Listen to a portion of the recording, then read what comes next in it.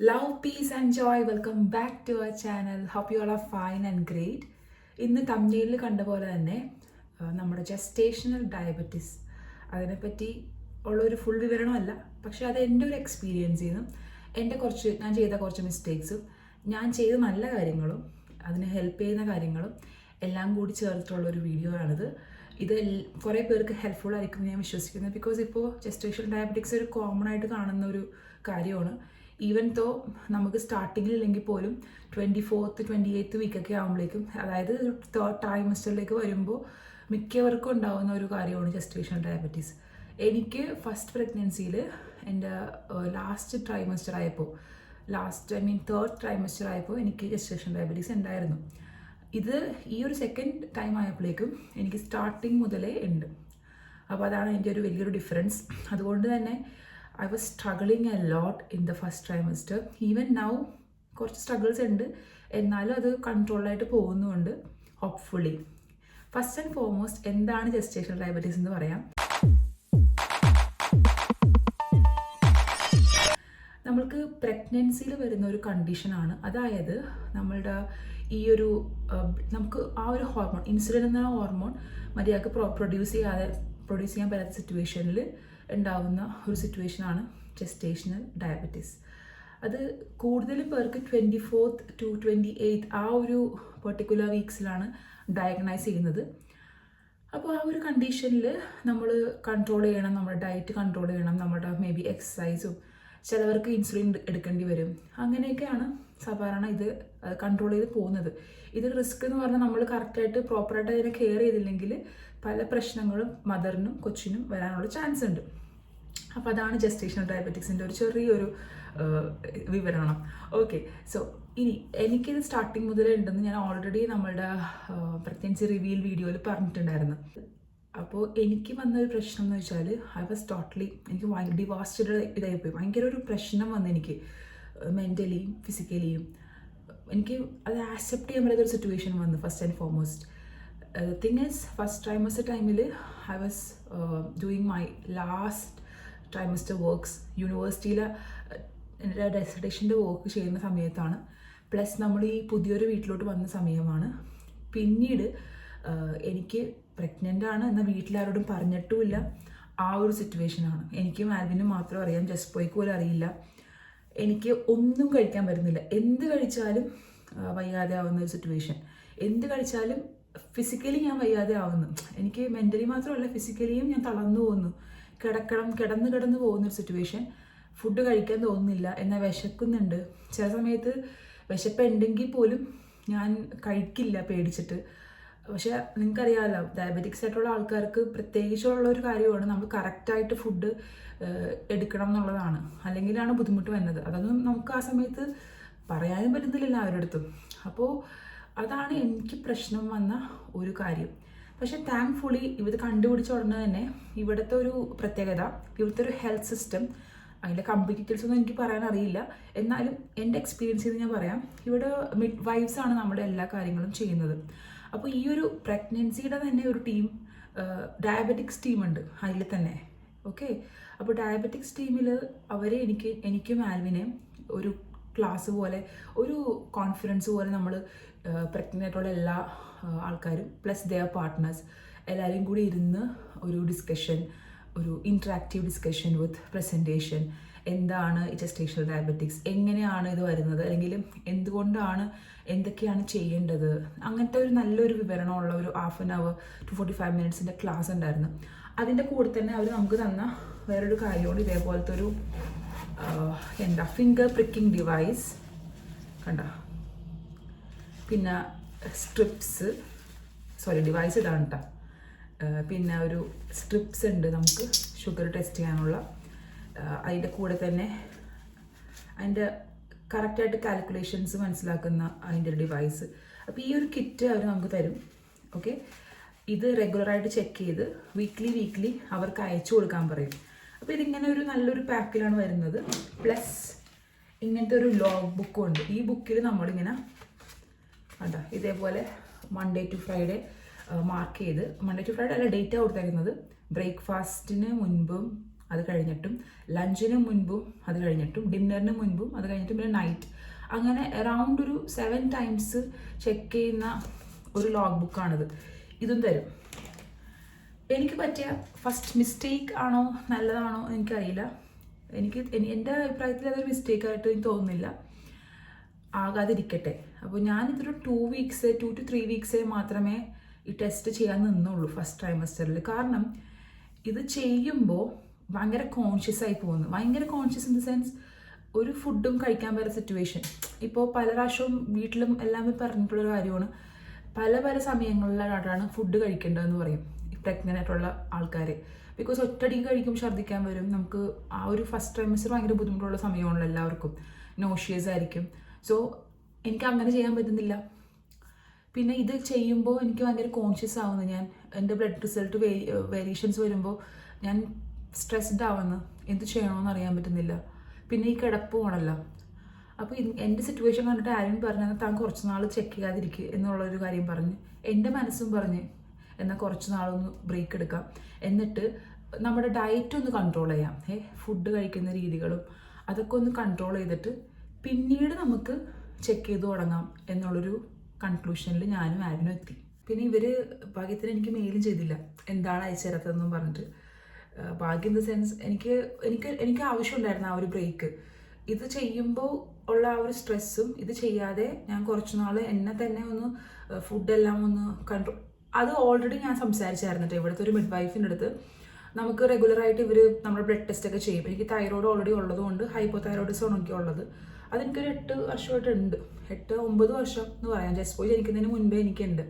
അപ്പോൾ അതുകൊണ്ട് തന്നെ അതെല്ലാം റെഗുലറായിട്ട് അവർ ചെക്ക് ചെയ്യും. അപ്പോൾ അതുകൊണ്ട് ആ സമയത്ത് ഞാൻ മിഡ് വൈഫിനോട് ചോദിച്ചായിരുന്നത് ഞാൻ എന്താ ചെയ്യേണ്ടത്, എന്ത് കഴിച്ചിട്ടും പറ്റാത്ത സിറ്റുവേഷനാണ്. അപ്പോൾ അവർക്കൊരു സൊല്യൂഷൻ അവർക്കും പറയാനില്ല. അവർ പറയുന്നത് നമ്മൾ തന്നെ നോക്കുക എന്ത് ഫുഡ് കഴിക്കുമ്പോഴാണ് പ്രശ്നം. ഓരോരുത്തർക്കും ഓരോന്നായിരിക്കും. ചിലവർക്ക് ചില ഫുഡ് കഴിക്കുമ്പോൾ കുഴപ്പമുണ്ടാവും, ചിലവർക്ക് കുഴപ്പമുണ്ടാവും. സോ എല്ലാവരും ഡിഫറെൻ്റ് ആയതുകൊണ്ട് തന്നെ ഞാൻ തന്നെ എൻ്റെതായ രീതിയിൽ ഫുഡ് അങ്ങോട്ടും ഇങ്ങോട്ടൊക്കെ വ്യത്യാസം വരുത്തി കഴിച്ച് നോക്കിയിട്ടാണ് ഇപ്പോൾ ഈ നിൽക്കുന്ന ഒരു ലെവലിൽ ഹോപ്പ്ഫുള്ളി എവറിത്തിങ് ഇസ് ഫൈൻ എന്ന് വിശ്വസിച്ച് ഞാൻ പോകുന്നത് കേട്ടോ. അപ്പോൾ അങ്ങനെ ഞാൻ അവരോട് ചോദിച്ചായിരുന്നേ. അപ്പോൾ അങ്ങനെ കുറച്ച് ചേഞ്ചസ് ഒക്കെ നമ്മുടെ ഫുഡ് ഹാബിറ്റ്സിൽ വരുത്തിയപ്പോൾ തന്നെ എനിക്ക് തന്നെ എൻ്റെ health vice I felt much better. ഇപ്പോൾ ഐ ഫീൽ മച്ച് ബെറ്റർ എന്ന് ഞാൻ പറയാം. Excluding night time. നൈറ്റ് മാത്രം നല്ല ബുദ്ധിമുട്ടാണ്. അതെനിക്ക് തോന്നുന്ന എല്ലാ പ്രഗ്നൻറ്റ് ലേഡീസിനും നൈറ്റ് ടൈമാണ് ഏറ്റവും ഡിഫിക്കൽട്ട് അവരുടെ ത്രൂ ഔട്ട് പ്രഗ്നൻസിയിൽ. ഇല്ലാത്ത അസ്വസ്ഥതകളൊക്കെ വരുന്നത് നൈറ്റ് ആയിരിക്കും അല്ലേ. അപ്പോൾ എനിക്കത് തന്നെയാണ് സിറ്റുവേഷൻ. ഈവൻ ഷുഗർ ലെവലിലാണെങ്കിലും എനിക്ക് തോന്നുന്നത് നൈറ്റ് ടൈമാണ് എനിക്ക് പ്രശ്നങ്ങൾ വരുന്നത്. ഓക്കെ, അങ്ങനെ പോയല്ലോ. എൻ്റെ ഇപ്പോൾ സെക്കൻഡ് ട്രൈമസ്റ്റർ കഴിയാറായിക്കൊണ്ടിരിക്കുന്നു. അപ്പോൾ ആ സിറ്റുവേഷനിൽ എനിക്ക് അടുത്ത ഒരു അപ്പോയിൻമെൻറ്റ് വന്നിട്ടുണ്ട് with diabetics midwife team. And I'm little bit scared, little bit nervous. കാരണം നമ്മുടെ കയ്യിൽ ഒന്നുമില്ല അവർക്ക് കാണിക്കാൻ. അപ്പോൾ ലാസ്റ്റ് വീക്കായിരുന്നു അപ്പോയിൻമെൻറ്റ് എനിക്ക്. പക്ഷെ അന്ന് പോകാൻ പറ്റിയില്ല. അപ്പോൾ ഞാൻ അവരോട് വിളിച്ചപ്പോൾ തന്നെ അവർ എൻ്റെ അടുത്ത് ചോദിച്ച കാര്യം, where is A log book, എന്താണ് സെൻഡ് ചെയ്യാത്തത്, എന്താണ് മെയിൽ ചെയ്യാത്തത്, എന്താണ് കറക്റ്റായിട്ട് ഫീഡ്ബാക്ക് തരാത്തത് എന്നൊക്കെ ചോദിച്ചിട്ട്. അവർ വഴക്കൊന്നുമല്ല പറയണത്. അവർ പറയണത് നമ്മൾ ഇത് അയച്ചു കൊടുക്കുമ്പോഴാണ് അവർക്ക് നമ്മളെ ഹെൽപ്പ് ചെയ്യാൻ പറ്റുള്ളൂ. So I totally agree with that. അപ്പോൾ ഞാൻ അവരോട് എൻ്റെ സിറ്റുവേഷൻ പറഞ്ഞു. എനിക്ക് mentally I was not ready. എനിക്കത് കാണുമ്പോൾ ഞാൻ സ്ട്രെസ്സാവുന്നു. എനിക്ക് നീഡിലിനെ പേടിയോ അങ്ങനത്തെ പേടിയുള്ള വ്യക്തിയല്ല. ബട്ട് അതുകൊണ്ടാണ് ഞാൻ ചെയ്യാനെന്ന് പറഞ്ഞു. അപ്പോൾ അവർ പറഞ്ഞു ഓക്കെ, എനിവേ നെക്സ്റ്റ് വീക്കാണല്ലോ എനിക്ക്, അതായത് ഇന്നാണ് എനിക്ക് അപ്പോയിൻമെൻറ്റ്. അതിന് മുൻപാണ് ഞാൻ നിങ്ങളോട് സംസാരിക്കുന്നത് കേട്ടോ. അപ്പോൾ അവർ പറഞ്ഞു ആ ഒരു അറ്റ്ലീസ്റ്റ് ആ 1 വീക്കിൽ കറക്റ്റായിട്ട് നോക്കിയിട്ട് we have to see that. നമുക്ക് നോക്കി അത് ചെക്ക് ചെയ്യണം. എന്തെങ്കിലും പ്രോബ്ലംസ് ഒക്കെ ഉണ്ടെങ്കിൽ നമുക്കതനുസരിച്ചിട്ടുള്ള മരുന്ന് കഴിക്കണം എന്നൊക്കെ പറഞ്ഞ് അവർ സമാധാനത്തിൽ എനിക്കെല്ലാം പറഞ്ഞു തന്നു. യെസ്, അങ്ങനെ ഞാനിപ്പോൾ 1 വീക്കായിട്ട് കണ്ടിന്യൂസ്ലി മോർണിംഗും ഉച്ചക്കും അതേപോലെ ഈവനിങ്ങും ഒക്കെ ചെക്ക് ചെയ്യുന്നുണ്ട്. അപ്പോൾ ഞാൻ വിചാരിച്ച പോലെ തന്നെ, ഞാൻ നേരത്തെ പറഞ്ഞ പോലെ തന്നെ നൈറ്റാണ് എനിക്ക് ഏറ്റവും പ്രോബ്ലംസ്. ഈവൻ ഹെൽത്ത് വൈസ് ആണെങ്കിലും ഈ ഉറക്കുന്ന കാര്യങ്ങളിലാണ്, ഉറക്കത്തിൻ്റെതായിട്ടുള്ള പോസ്ചേഴ്സ്, കാലുവേദന, എല്ലാ വേദനകളും ആ സമയത്താണെങ്കിലും ഈ ഒരു ബ്ലഡ് ഷുഗർ ലെവൽസിലും ഡിഫറൻസ് വരുന്നത് നൈറ്റ് ടൈമാണ്. നൈറ്റ് കമ്പാരിറ്റീവ്ലി എല്ലാത്തിനെയും വെച്ചിട്ട് കൂടി നിൽക്കുന്ന ഒരു സിറ്റുവേഷനാണ് എനിക്ക്. അത് എനിക്ക് നോക്കാതെ തന്നെ എനിക്കറിയാമായിരുന്നു നൈറ്റ് എന്തോ പ്രോബ്ലം ഉണ്ടെന്നുള്ളത്. അതിപ്പോൾ ടെസ്റ്റ് ചെയ്തപ്പോൾ ശരിക്കും അതെടുത്ത് കാണിക്കുന്നുണ്ട്. അപ്പോൾ അവരോട് ഇന്ന് സംസാരിക്കണം, അവരെന്ത് പറയുമെന്ന് എനിക്കറിയില്ല. നൈറ്റ് ഞാൻ പറയാം, എൻ്റെ ഒരു കണക്കൂട്ടലിൽ പ്രശ്നം വരാനുള്ള റീസൺ, നമ്മളൊരു ഫുഡ് കഴിക്കുന്നു, ഒരു 7:30-8 മണിക്ക് കഴിക്കുന്നു എന്ന് വിചാരിക്കും. അവർ നേരത്തെ പറഞ്ഞിട്ടുണ്ട് 7 മണിയാകുമ്പോഴേക്ക് ഫുഡ് കഴിക്കണം എന്നുള്ളത് കേട്ടോ. ചിലപ്പോൾ 7:30-8 മണിയൊക്കെ ആവും ഞാൻ കഴിക്കുമ്പോൾ. അത് കഴിച്ചു കഴിഞ്ഞ് പിന്നെ നമ്മൾ കുറച്ച് കഴിയുമ്പോൾ വിശക്കാൻ തുടങ്ങും. അപ്പോൾ ഞാൻ നിബിൾ ചെയ്യും എന്തെങ്കിലുമൊക്കെ. വേറെ ഒന്നും ചെയ്യാൻ പറ്റില്ലല്ലോ, നമ്മൾ ഓൾറെഡി ബെഡിലായിരിക്കും. അപ്പോൾ നമ്മൾ എന്ത് ചെയ്യും, ചെറിയ ബിസ്ക്കറ്റ്സോ എന്തെങ്കിലുമൊക്കെ വാങ്ങിച്ചു വെച്ചിട്ടുണ്ട് ഒരു കുഞ്ഞു ബോക്സിൽ. ഹെർബ്സിൻ്റെ ബിസ്ക്കറ്റാണ്, മിക്സ്ഡ് ഹെർബ്സിൻ്റെ, but still it's a carbohydrate right. അത് നിബിൾ അത് ഒരെണ്ണമെടുത്ത് കഴിക്കും. തീരെ ഭയങ്കരമായിട്ട് വിശക്കുന്നുണ്ടെങ്കിൽ ചിലപ്പോൾ കുറച്ച് പാലെടുത്ത് കുടിക്കും. അപ്പോൾ ഈ കുഞ്ഞു കുഞ്ഞു കഴിക്കൽ ആ നൈറ്റ് ടൈം വരുന്നത് കൊണ്ടായിരിക്കണം എനിക്ക് നൈറ്റ് ടൈമിലെ റിസൾട്ട്സ് കൂടുന്നതും എനിക്കും ഫിസിക്കലി ഡിഫിക്കൽട്ട് വരുന്നതും. അപ്പോൾ അതിന് സൊല്യൂഷൻ ഉണ്ടെന്നുള്ളത് ഇന്ന് നമുക്കൊന്ന് ചോദിക്കണം. യെസ്, അവരോട് ചോദിക്കണം കേട്ടോ. ഇതൊക്കെയാണ് എൻ്റെ ഒരു ഡയബറ്റിക്സ് എക്സ്പീരിയൻസ്. ഇനി എന്നെ ഹെൽപ്പ് ചെയ്തിട്ടുള്ള കുറച്ച് കാര്യങ്ങൾ കൂടി ഞാൻ ഷെയർ ചെയ്യാൻ പോകുന്നതാണ്.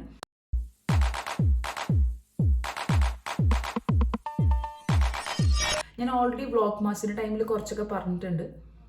എന്നെ ഹെൽപ്പ് ചെയ്തിട്ടുള്ള ഒരു കാര്യം, മോർണിംഗ് ഞാൻ 2 എഗ്ഗാണ് കഴിക്കുന്നത് മെയിൻലി. മേ ബി ഒരു ഹാഫ് ഗ്ലാസ് മിൽക്ക് അല്ലെങ്കിൽ ഒരു ടീ കുടിക്കും അതിൻ്റെ കൂടെ. പിന്നെ ഒരു 11 o'clock 11:30 ഒക്കെ ആകുമ്പോൾ ഒരു പേരക്ക കഴിക്കും. അല്ലെങ്കിൽ ഒരു ഗ്ലാസ് ജ്യൂസ് പോലെ നമ്മുടെ നെല്ലിക്ക, ജിഞ്ചർ, ഓറഞ്ചോ അങ്ങനെ എന്തെങ്കിലുമൊക്കെ ഇട്ടിട്ടുള്ളൊരു ജ്യൂസ് കുടിക്കും. പിന്നെ ഉച്ചക്ക് എന്ത് കഴിക്കുമ്പോഴും, അല്ലാതെ മെയിനായിട്ടുള്ള ഫുഡ് കഴിക്കുമ്പോൾ അതിൻ്റെ കൂടെ സാലഡ്സ് കഴിക്കാൻ മാക്സിമം ശ്രമിക്കും. മാക്സിമം എന്നല്ല, മസ്റ്റായിട്ട് ചെയ്യും. ഇപ്പോൾ ഒരു പിടി റൈസ് കഴിക്കുമ്പോൾ അതിൻ്റെ കൂടെ ഒരു വലിയ ബോളിൽ സാലഡ്സ് ആയിരിക്കും കഴിക്കുന്നത്. പിന്നെ നമ്മുടെ കറികളൊക്കെ കഴിക്കാം കേട്ടോ, അതൊന്നും പ്രശ്നമില്ല. പിന്നെ എന്താ പറ്റണമെന്ന് വെച്ചാൽ ഈവനിങ് ചിലപ്പോൾ ഞാൻ വിചാരിക്കും ഉച്ചക്ക് ഓൾറെഡി ഇത്ര സാലഡ് കഴിച്ചതല്ലേ എന്നും പറഞ്ഞ് ചിലപ്പോൾ സ്കിപ്പ് ചെയ്യും. അതും എൻ്റെ ആ ഒരു റിസൾട്ട്സിൽ ഫ്ലക്ച്വേഷൻസ് വരാനുള്ള റീസൺ ആയിരിക്കും. അപ്പോൾ അതെല്ലാം ഞാൻ ഇന്ന് അവരോട് ഡിസ്കസ് ചെയ്ത് ചെയ്യണം, എന്നായിട്ട് സൂക്ഷിക്കണം.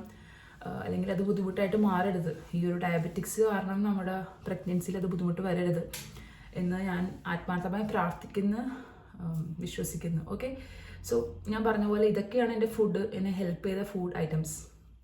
ഇനി വേറൊരു കാര്യം പ്രത്യേകം പറയാനും എന്ന് ഞാൻ ആഗ്രഹിക്കുന്നുണ്ട്. ഇവിടെ ഹെൽത്ത് സർവീസ് ഫ്രീ ആണോ, ഹെൽത്ത് കെയർ ഫെസിലിറ്റീസ് ഫ്രീ ആണോ എന്നുള്ളൊരു ക്വസ്റ്റ്യൻ.